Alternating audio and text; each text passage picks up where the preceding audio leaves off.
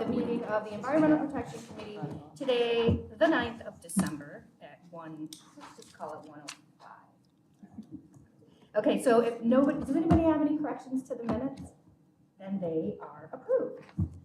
Okay, so item 1A is confirming appointments to the Okra Board. And we have Elizabeth, our girl from our Office of the Environment, and we also have Vincent Mangan, and you guys have all seen the resumes. Does anybody have any discussions? And Dan, I know that you are going to abstain or recuse. Abstain, correct? Okay, appreciate that because of a relationship with one of the appointees. Okay, so can I get a motion, please, from somebody? Legislator Deb Cody, and a second. And Legislator Kelly, all in favor? Aye. Okay, so these are carried. Okay, so we have our friends from Water Environment Protection here today, Odine Dyer and Sydney Johnson here to discuss with us items 2A, B, and C. But let's start with item 2A. Just for clarification, this we already approved, guys, but it's got to go back to a little technicality about being able legally to inform the public about what we're doing. So it's protocol. Just have to be on the up and up. So it's the same exact thing we just did. So am I right? Yeah, okay. Julie, spot on. Okay. This is the same project, same components, okay. Same timing for the municipal expansion up at Oak Orchard. Okay. So all the same. Okay. Anybody want to make a motion? I'll move it. Okay, Legislator Kelly, second. Legislator Deb Cody, all in favor? Aye. Good to go, motion carries. Okay, so item 2B, we are back at Oak Orchard, and this approves improvements for the municipal portion that we've discussed at length, and just it's time to go here and put it on the agenda. Does anybody have any concerns? Okay, go for it. Lots of questions. Okay, you do? Okay. Yes. Well, you know what? Let me get a Yes. motion first then. Okay, so can I get a motion to, and then we'll discuss it, just to put it on. Would you do that, Deb? Okay, Legislator Deb Cody, Cody Kelly, okay, and then we're gonna discuss. So I'm following Robert's rules in order. Okay. I want to do that. I had a number of questions on when we had met on this before, and I just didn't get a response from those. And there were a lot of financial questions that I had, and the answers, you guys said it was going to take a while to come up with those. Yeah. I don't know what a while was, but I still have all those questions, Right. and more Right. because I've been looking at it more and more, since we have met. Okay. Yeah, no, without a doubt, Dan, and we have not forgotten. We're still actually, our total is the same, but I think we are still trying to make sure that we value engineered every single component. So how about we say by the end of the week, we'll get you the answers on those components, or you can ask again, No. we'll get them on the record, but without a doubt, the project is still within the dollar amount that we talked about. Well, some of it is about the breakdown, Right, and right. for like how it's going to be charged back to constituents, and who's going to be paying for it, and when we project bonding to go through, and how much of that bond, what the breakdown of that bonding is going to look like in terms of like interest, because it's a 40-year bond, and what the interest on that is going to look like, but also, I think a little more than 50% of the increase is specifically for Micron, and are we, because it's a 5-unit, I don't know what the units are, increase, and 2.6 was for, right? 2.6, the facility will go up to 15. Yeah. Right, so it's But it's going from about 10 to 15, right? 15, actually a little bit more than that, and 2.6. That's what I remember. Is It's right, but, and Christie should Christie, talk to can the you bonding speak? 'Cause I don't want to part. put you on the spot if Well, there's not, but even then, maybe But that just part to say- the total, though, is not, I understand where you get 50%. Of the increase. Right, Right, 'cause but that's it's it. really about the total capacity. Yeah. Right, so the cost will be done at a lower cost for the consolidated sewer district will be part of the sewer unit charge. However, We talk about Micron being 2.6, so they will, you know, the plan is they will have that many units to pay for that, so they will be a user within the system and pay for their cost based on their usage and our unit structure. Yeah, that's probably one of the questions that I proposed before was about the timing of that, right? So if Micron doesn't get to 2.6 for another 10 years, but the bonding starts in a couple of years, you know, like that 8-year gap, is our households going to be responsible for that? And what do we expect the change to be once somebody like Micron comes on, or projections in increased housing or units that we have later on, and how that's going to impact that rate? Because the rate that I have in the breakdown of the sheets that you had given us when I was looking at it again also doesn't include the additional 30 million that was already there. So I don't know what that payment rate now is, and if that's already reflected. We haven't actually bonded for the 30. Okay. We talked about that a little bit. We have not bonded for that because it had a low PPU of 5 years. So we've purposely not bonded for that yet so that we can incorporate it into this resolution to make the total. You'll see the maximum cost is that 549. It's the 30 million plus the 515 plus some cash that's in there, which will spread it out to a 30 or 40-year thing so that way we can spread those costs, bring the debt service down for that. So that's why that you don't see any debt schedule for anything to do with this upgrade yet. And similar to anything, we will only go out and bond, we will chase the spend of this so that we're not bonding, we're not going to go out and bond for $549 million next year and bring all that debt service on. So we'll chase the spend of this project as it's staggered, as the different RFPs go out for the different components of the project, and then bond accordingly. Yeah, that's why I was hoping to see that schedule, because the number that we get, like the 240. We don't have that schedule because we don't know exactly when everything is going to go out. That's why, and that's going to probably, we can give you a lot of answers in kind of the process, but to give you any actual numbers, that's still going to take us probably a month, 2 months to finalize those schedules to do that.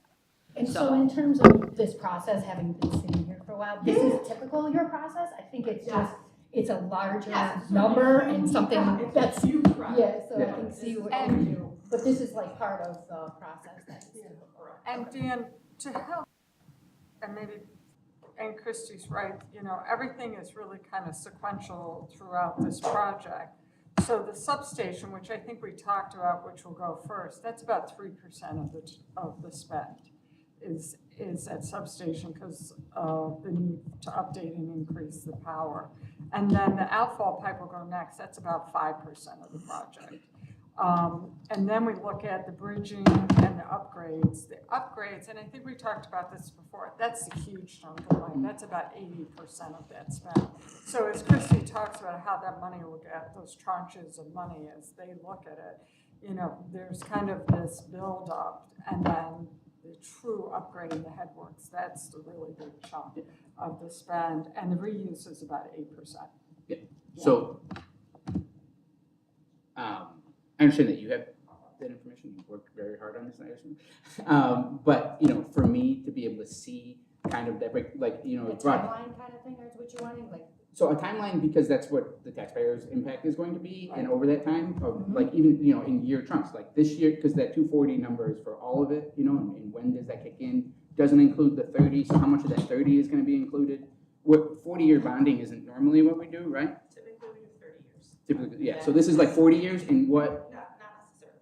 Oh, I thought that's what I read. No, it's the life cycle is 40 years for wet projects. It doesn't mean that we'll necessarily bond it a 40 year. So, you know, that's what we talked about. We're still working through all of those pieces and what makes the most financial sense to the county. So that 240 rate increase projection would have a significant change based on. It's 239. It was in the paperwork that you sent me before. You're talking the sewer rents? Yes, I'm Okay. sorry. The increased sewer rent charge. Hang on one second. The number for 2026, are you talking about? Well, I don't know because it didn't have a date on it. I've never heard of the 239 number, so I'm wondering where that. Yeah, I'm gonna bring it I up. haven't. It was in the paperwork in the last meeting that we had together. You saying it was on the map plan report? Yes, thank you. It was on that. It was the number that was on the map plan report that broke down the financials. It had the 30 million and the 515 and then the 4 million cash, and then it So shows. the higher rate than we typically bond for those are based On financial advisor numbers and different things like that, so it gives a total estimate.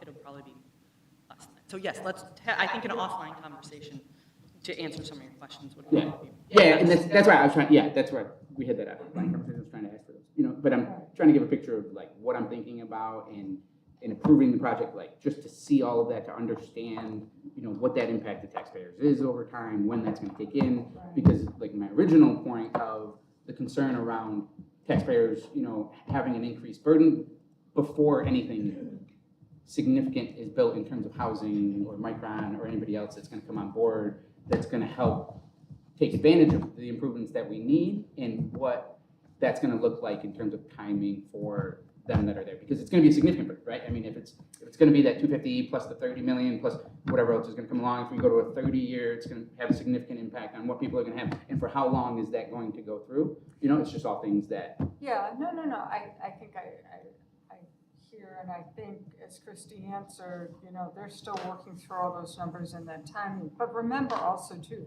that the developers and the projects we had talked about that are going into that area, they're ready to go as the plan is upgraded. Because we need to provide that capacity now. All those units that go online help to reduce that rate. Yeah. Right. Yeah, we should have, I assume that we have But- projections of what's gonna be built based on what's in the pipeline. Right. And what could reduce that? Projections, I don't know, I'm not gonna hold anybody to Yeah, anything. I would say, I'd be Yeah. cautious on that point and that wording, but I know what we have had discussions already with people looking to develop in that area and trying to understand the timelines, which are the same ones we gave you when we went through that briefing about when is development, not development, but when are the project components gonna happen? And obviously, that has to happen to get the capacity up, so then they can have capacity for new development. Yeah. So all of that will occur, which really starts to help us and offset the rate. Yeah. Because the more units, obviously, the better it is. So that's what we always say, this project really isn't about Micron, though Micron's a component. And remember, they're gonna be up to 2.6%. Yeah. 2.6 MGD rather. Mhm. But there's gonna be a lot, we believe, going on before that component comes online, and that's sanitary. So we wanna make sure the plant gets upgraded and has the capacity for everything else that goes on up in the region. Yeah, and I can understand that, in theory and in big picture, you know, but to understand that perspective, in terms of that, more of a detailed picture, and I don't need super details, but, you know, just an understanding, like I said, of having some of that view that you're talking about and seeing it laid out for, you know, this is what we think is going to happen, or this is what we're planning for, and this is how it impacts the situation, and this is how the project benefits it, so that we're approving this detailed piece, but, you know, it's the bigger project that we are concerned about and we want to see go through, but I think that we need to understand how it's going to impact people and how that increased I costs. think some of the specifics that, of course, we would want, I don't know that they can give at this Yeah, moment. I think they have, I do think you should give to understand. I think sometimes we are guilty, I guess I am, of assumption, having done some of these projects and understanding the process. I think it would be really good, you guys should definitely. Yeah, Yeah, I mean, You're it's detailed, comfortable with yeah, because I how these things roll out.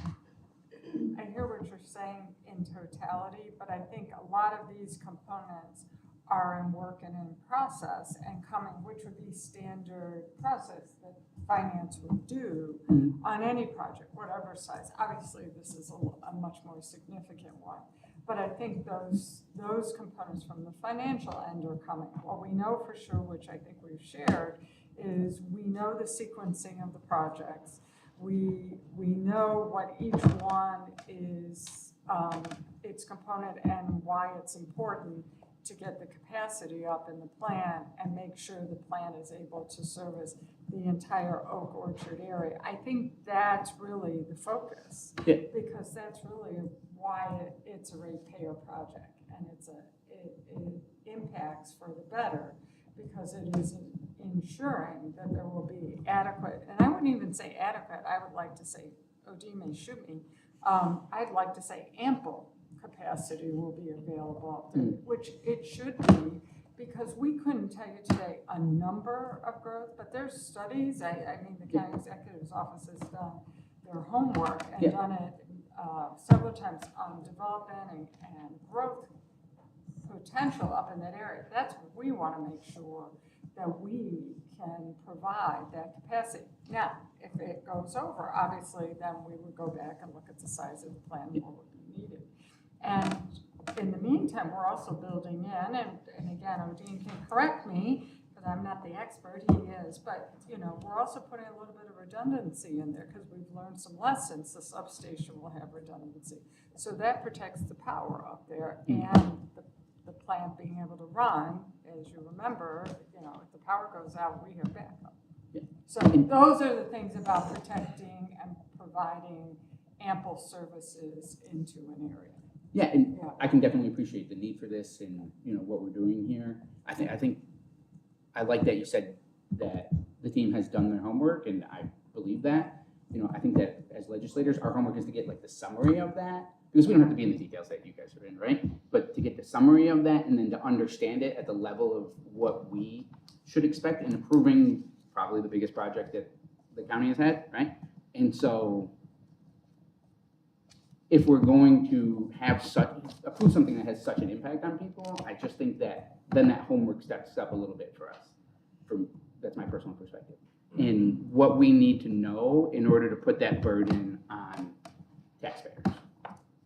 Right, so I'm just letting you know why I'm thoughtful in terms of like, hey, I would like to see this, and I want to understand what it is that we have going on here. That's from the dollar side of it. So lots of questions there. Happy to sit down with Christy about what information that she has and find out more about that and see what kind of breakdowns that you have and assumptions that you have built in and timing and what that's going to look like and how changes in that impact the rate that's associated with that. Go ahead. Sorry. Thank you, Drew. You know, some good points raised for sure. We've had, you know, information sessions online. We've had offline. We've had dialogue offline to get up to speed with this. We've been given presentations and stuff to help us along. You know, one of the pitfalls in government is the order of things that we have to do. And unfortunately, in this case, you know, I think a lot of it, and Christy, you can speak to it probably better than me, we have to go to market with our needs, because those needs will then be subject to appetite and what's going to happen and what true costs are, what true timelines are, how things really fit.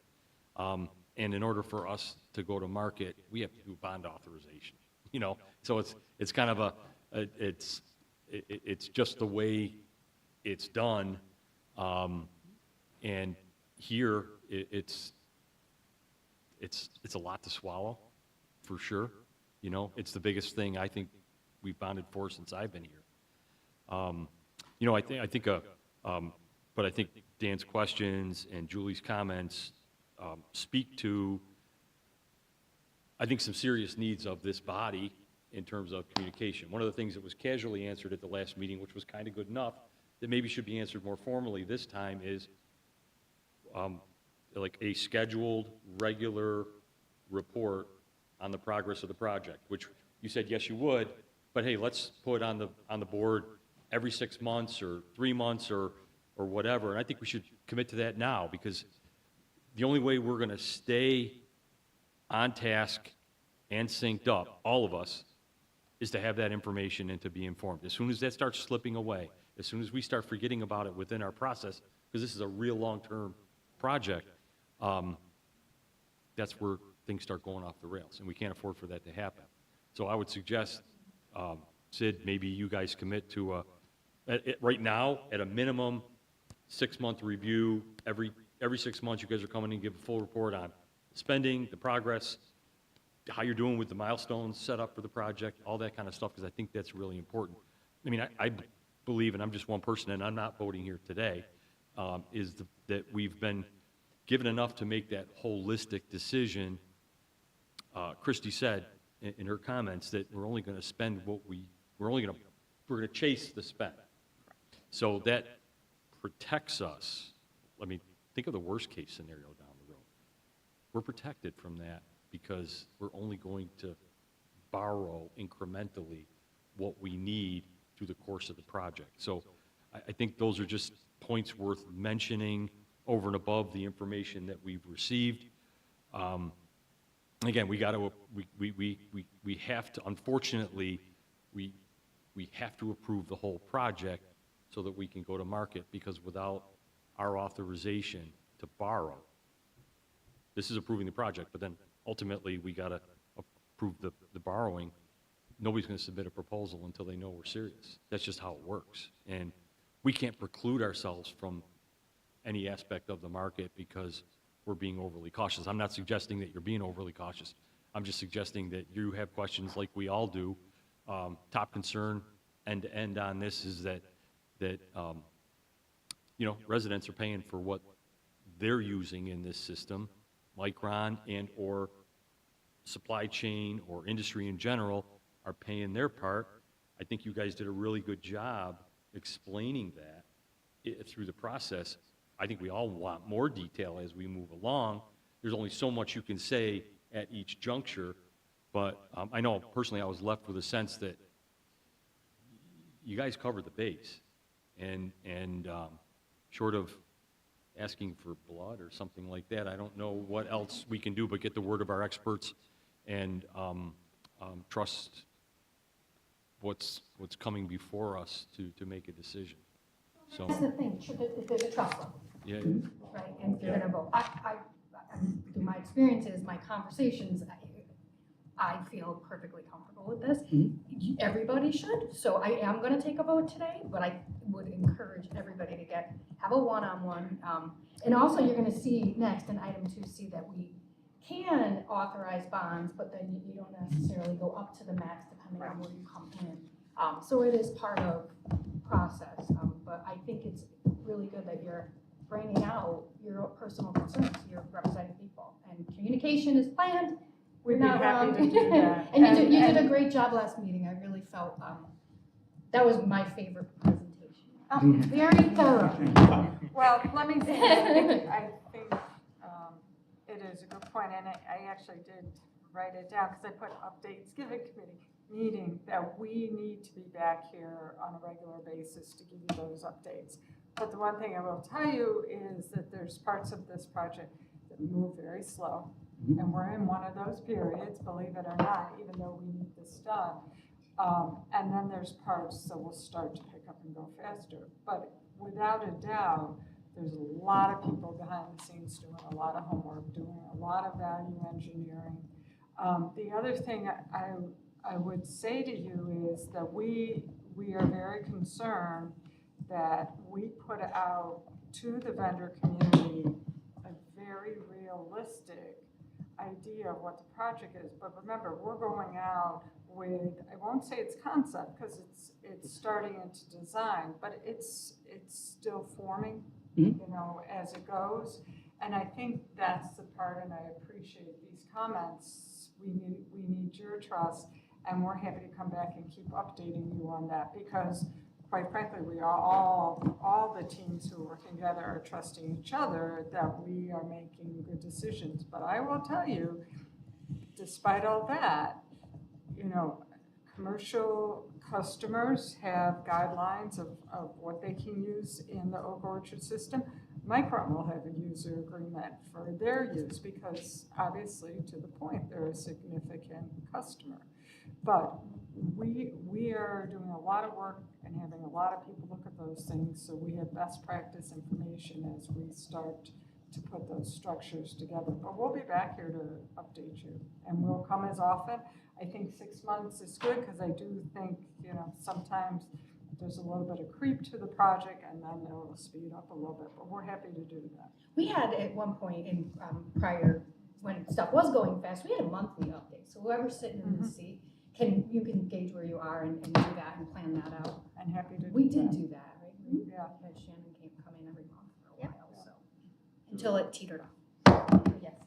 So in our history, remember that over time, hundreds of millions of dollars of work to the city's sewer separations with minimal impact to the sewer rate charge. That's a fact, right? It's over time. And I understand and appreciate and everybody's work here, and I understand that we're very forward-looking here and that we are used to more specifics, but we're going to pay as we go. We're going to chase the work, as has been said, but for sure, this is a very large project, the largest I've ever seen also, and so it's reasonable to have serious questions and serious concerns, but at the same time, there is a project that's in front of us that needs approval and does need a certain level of trust and the experts that we have and the finance folks that we have. We have done this type of thing before, just in smaller sections, and this will be done in smaller sections, and we will get updates. And so, you know, for me, I understand that it's a heavy lift, but this is what we're looking at, and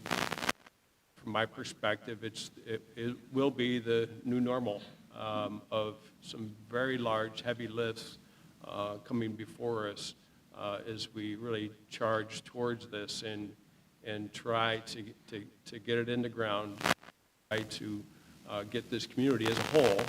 We're focusing a lot about Micron, we hear it, we're a barrage with it every day, but this is also about the community. Specifically, this is about the community.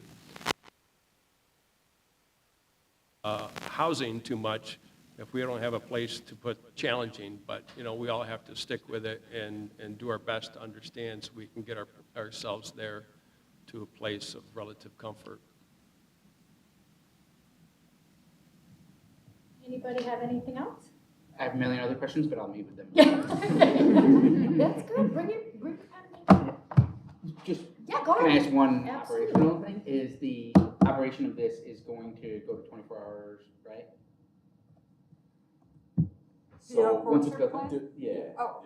Yeah, the plant will be going to 24. Yeah, and so how, based on our challenges with staffing currently and filling positions, how are we going to work on increasing the necessary positions and filling those positions to be able to staff it? Sure. So today we had a meeting with my deputies today, and we are looking at the org charts within the department. We are finalizing the org charts for what we have now, and that should be finalized by the end of the year. And then by mid-January, we'll have a org chart for where we're looking to be in the future, right? So once we have that portion of it, we're looking to essentially we have to go through the process for the budget, and through the budget process, we'll be able to make our ask for 2027 as to what positions we are looking for and all that, but it'll have to go through the entire process. Yeah. Right now, we're digging deep, figuring out what we have, having conversations about where we need to get to in the future, and we'll get that all locked in. What about workforce development kind of approaches? What I'm thinking about, because 100%. you know, just finding people and recruiting people is difficult now, right? Yes. But let me just add, in terms of thinking about staffing, part of this upgrade, we're gonna get some efficiency out of. So we also have to take that into consideration to what is adequate staffing levels, because we should be gaining some of that efficiency, which may help us actually reduce or be able to redirect and reallocate how we use our staffing. So those are things we also need to look at and learn about. And we actually have to start to talk to, we have someone who's working with us now who's worked with Global Foundries in Saratoga and Albany, and we believe we can start to learn from them too as we start to do those reviews. The workforce thing, sure, we understand what you're talking about, but I think Odin has done a very good job with actually already looking at his entire web staff, and he has downsized a little bit for going into 2026 and looking for some of those efficiencies already, and that includes Oak Orchard. So without a doubt, we're going to need people on both sides of the facility, but I think they're starting to do that homework now, and that'll help. Yeah. Anything else? Okay, still got one more, hang tight.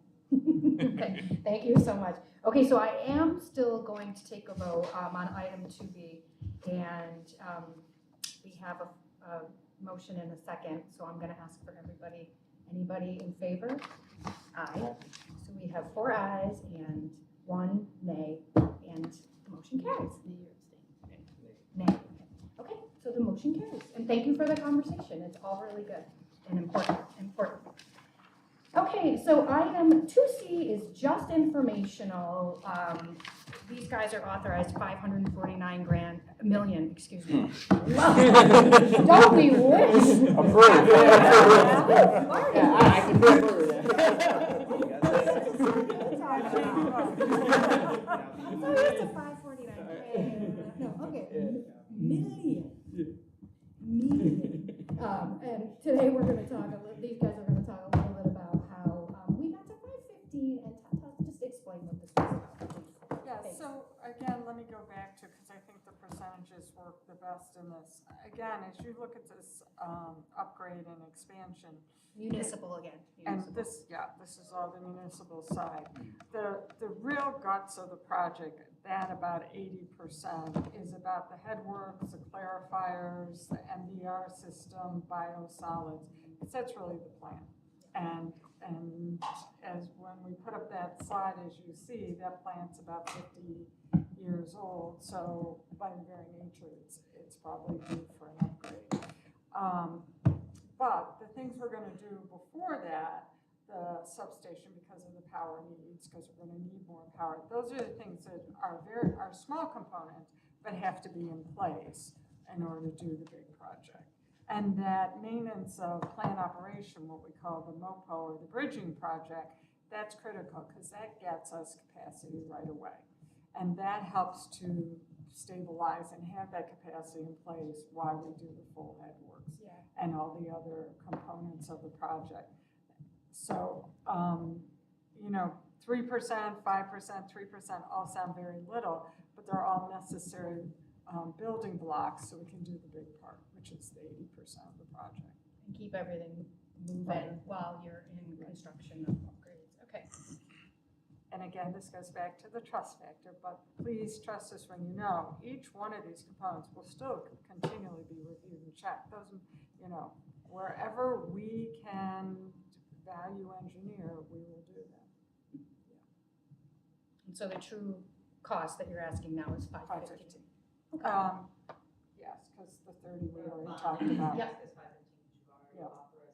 The major difference is Yeah. cash, but the maximum project value will be increased to $549,500,000. I like your number.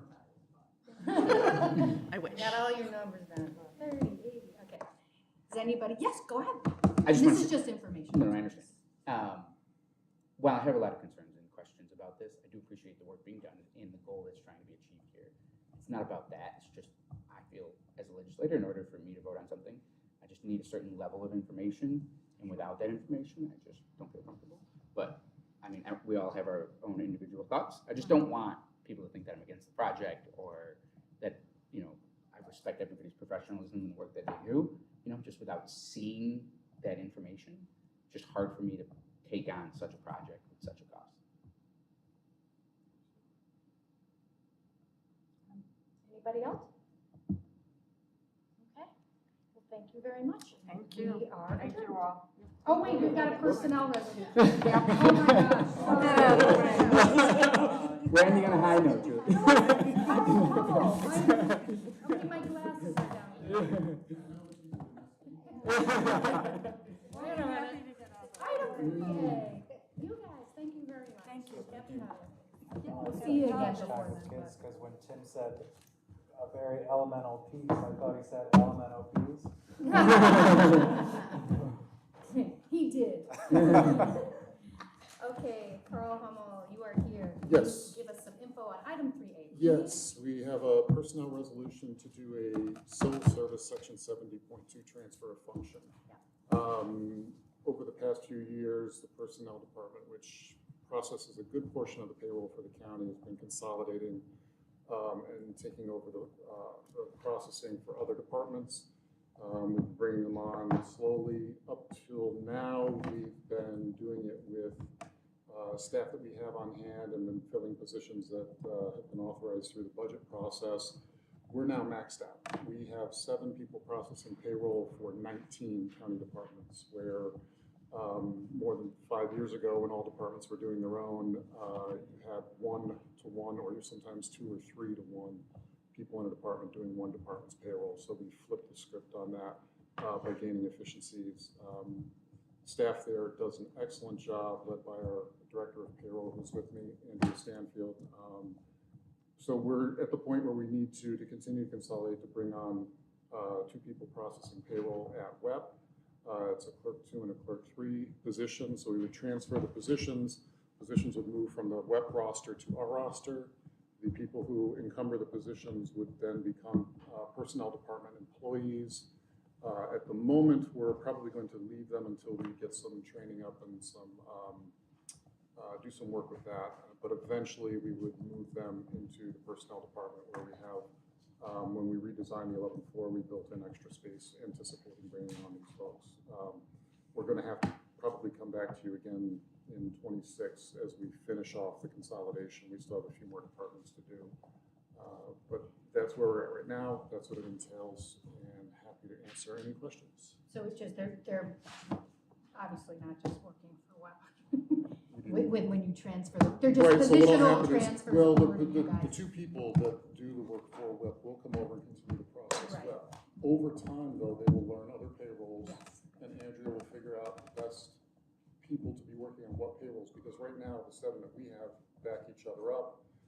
They have multiple assignments. Some do different pieces depending upon the size of the department. It's all about being as efficient as possible with it. So initially, the WEP work will continue to be done by these 2 people, but eventually they may pick up other departments, do some WEP, not do WEP at all. We just don't know. It's going to be whatever is the most efficient and makes the most sense based upon the staffing that we have. Dan? You had mentioned the training, and then they'll be fully part of personnel. Well, they'll be fully part of personnel the first full pay period after January 1st if this passes. Maybe you meant operationally. Operationally, yeah. So what I meant was what I was talking about is learning the processes and learning other payrolls. Initially, they're just going to continue to do WEP, and we'll probably just leave them there for a while until we're ready to start integrating them into all of the departments that we process payroll for. Understood. And how long about does that take?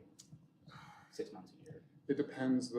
Right now, we're a little, not only are we maxed out, we're down a staff member. We have a member out on a long-term medical, one of our payroll clerks on a long-term medical that we're anticipating will be coming back.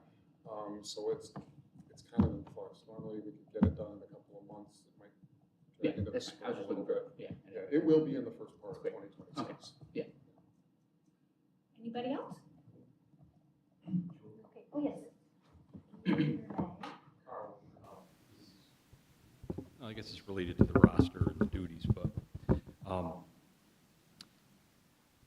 few years ago, as PeopleSoft was being integrated into,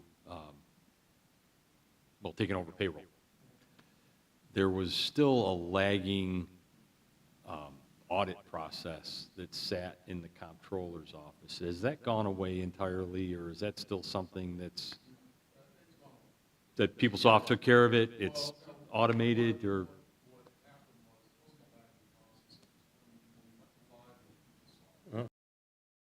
That the comptroller's office did that were actual payroll functions. We weren't prepared. We were prepared to go live, but we couldn't take on all of the functional operational things. We left a few of them behind with the comptroller's office. Those have all been transitioned to payroll now. The comptroller's office only does audit now, and we do all payroll processing. So they're still doing that? Audit, but it's within. So as soon as Andrea presses the button on Wednesday morning that closes payroll, well, actually the auditors can be in there early, but that's when it's final, and they go in and they do their final checks before the money gets sent to the bank. So it's all done within the processing portion. So the period closes on a Friday. Coming on a Monday, our payroll clerks are finishing up their work, and the ones that are still out in the departments, they finish it up. The payroll gets closed. Comptroller's office finishes their audit, and it's all done within the cycle. Nothing gets delayed beyond the payroll period that's being closed. So, unless there's some weird one-off thing that they have to wait. Actually, we just had that outage last week with the systems that one day. they're going to be doing a little bit of the auditing for this payroll period in the next one, but it's the unique circumstances, all the base pay stuff, it's all handled in real time. Is there efficiencies gained to that process once PeopleSoft was up and Oh, running? absolutely. Just that it's a more of an electronic kind of thing? Everything's electronic. They are not sitting there on top of stacks of paper going line by line. No, it does not occur anymore. Those are bad conversations a while ago. Oh, my God. We used to produce reams and reams of paper that never even got looked at. Right. Now it's all on the computer. You can look at it all within the system. Great, thank you. You're welcome. That's good to know. Anybody else? Okay, so then I need a motion for item 3A, which moves a clerk 2, a clerk 3 from Department of Environment Protection to the Personnel Department. Legislator Romeo, motion, and Legislator Brown with the second. All in favor? So the motion carries. Thank you and Godspeed. Thank you. You all. Now we are. Merry Christmas.